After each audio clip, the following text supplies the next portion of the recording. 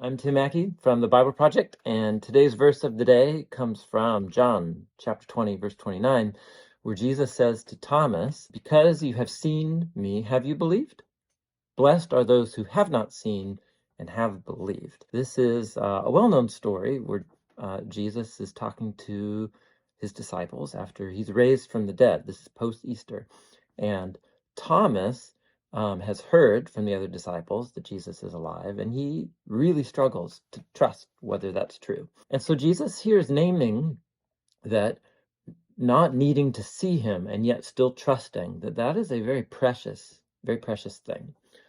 I think it's important to say that this story can be made to make people who struggle to trust in Jesus feel second class. But it's a little more nuanced than that, at least I think so, because Thomas does struggle to trust that Jesus is alive from the dead. But notice that Jesus is so merciful to Thomas, and he does appear to him. Jesus is naming that every generation after that first one will be in a position that's not like these disciples. They won't see Jesus in his physical form, and that will require a deeper sense of trust and belief. So faith and reason are not opposite in this case, but it does involve a sense of trust because it happened a long time ago, and I haven't seen it.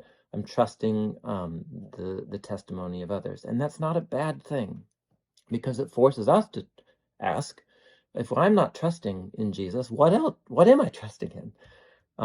How reliable are the things or the people that I'm trusting in to create meaning and stability in my life?